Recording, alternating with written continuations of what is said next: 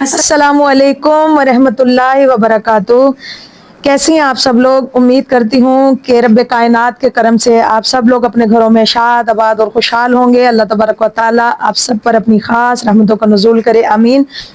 آئیے اس مبارک محفل میں اللہ تبارک و تعالیٰ کے کرم اور فضل سے ہمیں حاضری کا جو شرف مل کر محبت کے ساتھ بیان شروع کرنے سے پہلے نبی کریم صلی اللہ علیہ وآلہ وسلم کی ذات اقدس پر محبت سے درود و سلام پڑھیں۔ الصلاۃ والسلام علیک یا رسول اللہ، الصلاۃ والسلام علیک یا نبی اللہ، الصلاۃ والسلام علیک یا نور اللہ، الصلاۃ والسلام علیک یا رحمت للعالمین۔ ترقی کے اس دور میں ہر شخص چاہتا ہے کہ وہ کامیاب ہو جائے، بامراد ہو جائے، اس کی زندگی ایک اچھی زندگی بن جائے، وہ صاحب عزت اور پروقار ہو جائے۔ اس خواہش کی تکمیل کے لیے لوگوں کے مختلف خیالات اور نظریات ہیں کہ بندہ دنیا میں اعلیٰ مقام کیسے حاصل کر سکتا ہے، اچھی زندگی والا کون ہے۔ کوئی کہتا ہے کہ مال و دولت والا اچھا ہے، کوئی کہتا ہے طاقت و ہمت والا اچھا ہے، کوئی کہتا ہے علم و ہنر والا اچھا ہے، کوئی کہتا ہے سیم و زر والا اچھا ہے، کوئی کہتا ہے صاحب جائیداد والا اچھا ہے، کوئی کہتا ہے کہ صاحب تاج والا اچھا ہے، کوئی کہتا ہے کہ سفیر اچھا ہے، کوئی کہتا ہے کہ امیر اچھا ہے، کوئی کہتا ہے کہ وزیر اچھا ہے، مگر خدا کی قسم محمد کے در کا فقیر اچھا ہے صلی اللہ علیہ وآلہ وسلم۔ جو بھی تیرے در کے فقیر ہوتے ہیں یا رسول اللہ، جو بھی تیرے در کے فقیر ہوتے ہیں آدمی وہ بے نظیر ہوتے ہیں، اور پھر تخت سکندری بھی ہے ہیچ ان کے آگے، تخت سکندری بھی ہے ہیچ ان کے آگے، بستر لگا ہوا ہے جن کا تیری گلی میں۔ سبحان اللہ۔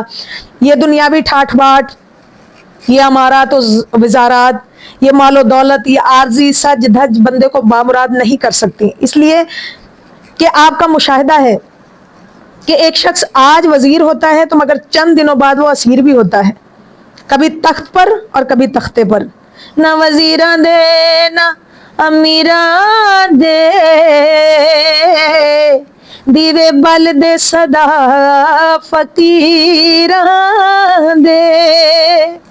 غلامی رسول صلی اللہ تعالی علیہ وآلہ وسلم ایک ایسی سدا بہار دولت ہے جس میں خزاں نہیں آتی۔ جنہیں یہ نصیب ہو جائے نا، وہ دنیا کا جاہ و جلال تو درکنار، دربار رسول صلی اللہ علیہ وآلہ وسلم میں حاضر ہونے کے بعد نہ تو انہیں دوزخ کا ڈر ہے اور نہ ہی وہ جنت کے طلبگار ہوتے ہیں۔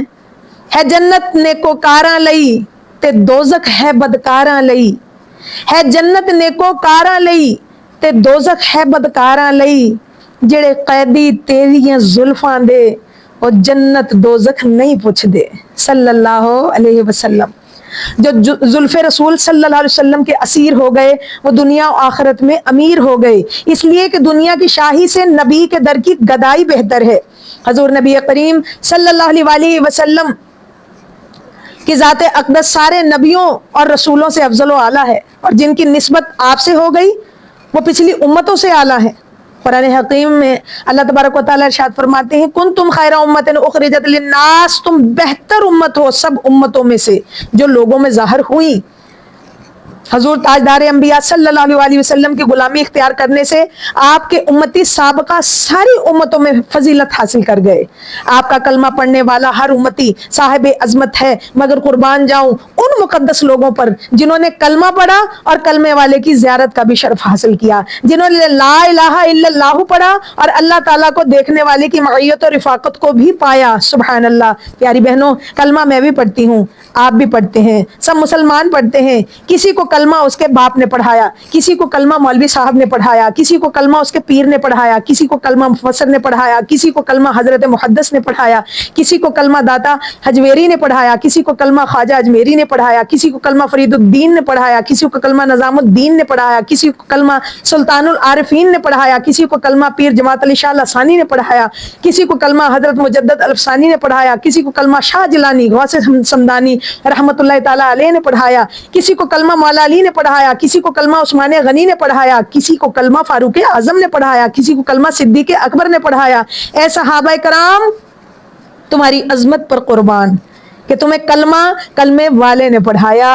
اے صحابہ اعظام، تمہاری رفعت و شان پہ قربان جاؤں کہ تم نے کلمہ پڑھا اور کلمے والے کو بھی دیکھا، درود پڑھا تو درود والے کو دیکھا، قرآن پڑھا تو قرآن والے کو دیکھا، اذان سنی تو اذان والے کو دیکھا، خطبہ سنا تو خطبے والے کو دیکھا، اللہ اکبر، تم نے نماز پڑھی تو کالی کالی زلفوں والے کو دیکھا، اور دعا مانگی تو والضحیٰ والے چہرے کو دیکھا۔ صحابہ جن کی ہر صبح عید ہوتی تھی، نبی کا ذکر کرتے تھے، نبی کی دید ہوتی تھی۔ سبحان اللہ۔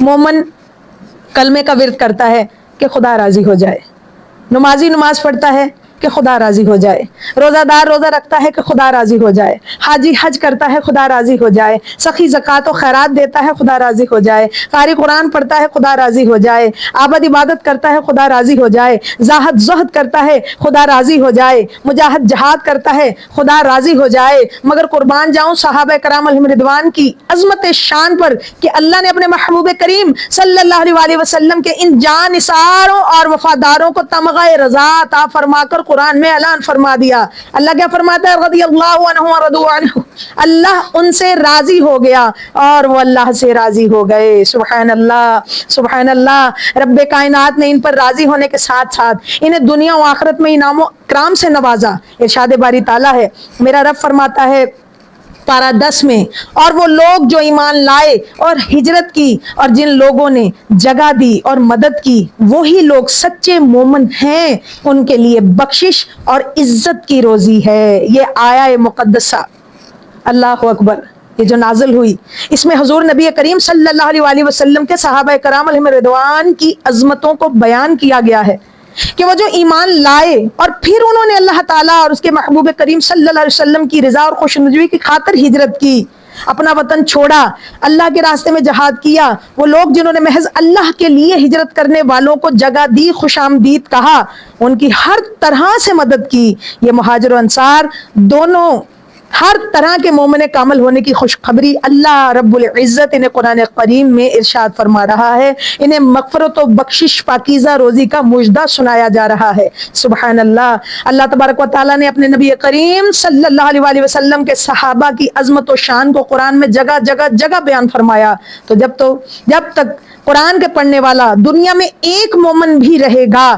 صحابہ کرام کی عظمتوں کے چرچے ہوتے ہی رہیں گے۔ ارشاد ہوتا ہے اللہ تبارک و تعالیٰ پارہ 11 آیت 3 میں کیا فرماتا ہے؟ توبہ کرنے والے، عبادت کرنے والے، حمد کرنے والے، دنیا سے بے تعلق رہنے والے، رکوع کرنے والے، سجدہ کرنے والے، نیکی کا حکم دینے والے، برائی سے لوگوں کو منع کرنے والے، حدود اللہ کی حفاظت کرنے والے اور مومنوں کو خوشخبری دے دو۔ سبحان اللہ۔ اللہ تبارک و تعالیٰ نے اس آیہ مقدسہ میں حضور صاحب خلق عظیم نبی کریم صلی اللہ علیہ وسلم کے صحابہ کرام کی 11 عظمتوں کو بیان فرمانے کے بعد ارشاد فرمایا ہے، محبوب صلی اللہ علیہ وسلم، محبوبہ ان صحابہ کو جنت کی خوشخبری دے دیجئے۔ اللہ رب العزت نے قرآن کریم میں ان پر راضی ہونے اور ان کے جنتی ہونے کا اعلان فرما دیا۔ خوش بخت ہیں وہ لوگ جو ان جنتیوں سے پیار کرتے ہیں، اس لیے کہ یہ مومن تھے اور مومن گر تھے، صف اول کے متقی اور پرہیزگار تھے۔ یہ حضور نبی کریم صلی اللہ علیہ وسلم کے مرید بھی تھے اور مراد بھی، اخلاق و اعمال، سیرت و کردار میں بے مثال، ان کا قلوب خوف الہی، خشیت خداوندی سے لبریز تھے، امانت و دیانت، صداقت و عدالت، سخاوت و شجاعت ان کا ترہ امتیاز تھا، رحم دلی، مخلوق خدا کی خدمت، فقراء و مساکین کی امداد گیری اور ان کا شیوا تھا۔ یہ مہاجر تھے، انصار تھے، شہید تھے، مجاہد تھے، غازی تھے، نبی کے صحابی تھے۔ ان غلامان مصطفیٰ کو کفار و مشرکین نے طرح طرح کی اذیتیں اور تکلیفیں دیں، مگر انہوں نے ہر دکھ کو برداشت کیا، مصیبتوں کو گلے لگا لیا، اپنی جان کی پرواہ کیے بغیر آگ کے انگاروں پر بھی کلمہ حق بلند کرتے رہے۔ ان کی راہ میں کانٹے بچھائے گئے، پتھروں کی بارش کی گئی، انہیں سولی پر چڑھایا گیا، ان کے بچوں کو ستایا گیا، انہیں وطن چھوڑنے پر مجبور کر دیا گیا، سب کچھ ہونے کے باوجود انہوں نے دامن مصطفیٰ صلی اللہ علیہ وسلم کو نہیں چھوڑا۔ ان کے پائے استقلال میں ذرہ برابر بھی فرق نہیں آیا۔ بلال حبشی رضی اللہ تعالیٰ عنہ نے تپتی ریت پر ظالموں کی اذیتیں اور صعوبتیں برداشت کی، ان کی زبان پر مسلسل نام خدا اور ذکر مصطفیٰ صلی اللہ علیہ وسلم جاری رہا۔ حضرت خبیب رضی اللہ تعالیٰ عنہ کو کفار نے تختوار پر لٹا دیا، آپ نے موت قبول کر لی، لیکن دامن رسول صلی اللہ علیہ وسلم کو چھوڑنا پسند نہ کیا۔ حضرت عمار بن یاسر رضی اللہ تعالیٰ عنہ کے بچوں کو قتل کر دیا گیا۔ پھر عمار بن یاسر رضی اللہ تعالیٰ عنہ سے کفار و مشرکین نے کہا اب بھی محمد صلی اللہ علیہ وسلم کا کلمہ پڑھو گے؟ تو آپ نے فرمایا کیا؟ رسول اللہ تو صدقے جان میری، اے فانی زندگی قربان میری۔ اور پھر کیا کہا؟ اللہ اکبر، میرے نبی کریم صلی اللہ علیہ وسلم دو جہاں کے سردار، اللہ رب العزت کے محبوب صلی اللہ علیہ وسلم، جن سے محبت کرنے والے یہ صحابہ، اور الحمدللہ اللہ کے کرم اور فضل سے رسول اللہ صلی اللہ علیہ وسلم کی ہم گناہگار سیاہکار امتی، اللہ رب العزت کرے کہ اپنے کرم اور فضل سے ہم پر بھی کرم کر دے، کیونکہ ہم تو یہی کہتے ہیں کہ یا نبی یہ سب کرم ہے تمہارا، یہ جو وارے نیارے ہوئے ہیں، اب کمی کا تصور نہیں ہے، ہم جب سے منگتے تمہارے ہوئے ہیں۔ کوئی منہ نہ لگاتا تھا مجھے کو، اور پاس تک نہ بٹھاتا تھا مجھ کو، جب سے تھاما ہے دامن تمہارا میرے آقا، جب سے تھاما ہے دامن تمہارا، یہ دنیا والے ہمارے ہوئے ہیں۔ یا نبی سب کرم ہے تمہارا، یہ جو وارے نیارے ہوئے ہیں، اور ان کے دربار سے میں نے جب بھی پنجتن کے وسیلے سے مانگا، مجھ کو خیرات فوراً ملی ہے، مجھ کو خیرات فوراً ملی ہے، اور خوب میرے گزارے ہوئے ہیں۔ یا نبی سب کرم ہے تمہارا، یہ جو وارے نیارے ہوئے ہیں۔ وما علینا الا البلاغ المبین۔ انشاءاللہ عز و جل اللہ نے چاہا تو اس کے کرم اور فضل سے انشاءاللہ اس بیان شان صحابہ کرام علیہم رضوان کے پارٹ 2 میں انشاءاللہ اللہ نے چاہا تو ہم دوبارہ ملیں گے۔ میری آپ لوگوں سے گزارش ہے کہ میرے چینل نور ایمان وتھ سمرین سمرا کو اللہ کی رضا کے لیے ضرور سبسکرائب کریں، لائک کریں، شیئر کریں، اور کومنٹس یہ بہت ضروری ہے۔ کومنٹس میں مجھے بتائیں کہ آپ کو بیان کیسا لگتا ہے، بیان میرا سن کر کیا فیلنگس ہیں۔ الحمدللہ میری تو بڑی تمنا ہے، بڑی خواہش ہے کہ الحمدللہ دل میں اتر جائے میری بات۔ اللہ تبارک و تعالی ہمیں عمل کی توفیق دے، مجھے بھی، آپ کو، اور اپنے کرم اور اپنے فضل سے رب کائنات میرے ملک عظیم پر اپنی خاص رحمت فرمائے، پاکستان سے باہر رہنے والے تمام مسلمانوں کی حفاظت کرے۔ اللہ رب العزت جتنے بھی لوگ دعاؤں کا مجھے کہتے ہیں، رب کائنات سب کی دعاؤں کو تیری بارگاہ رحمت میں پیش کرتی ہوں، اپنی بارگاہ سے سب کے لیے قبولیت کا مجدہ سنا دے، آمین بجاہ نبی الامین صلی اللہ تعالی علیہ وآلہ وسلم۔ السلام علیکم ورحمۃ اللہ وبرکاتہ۔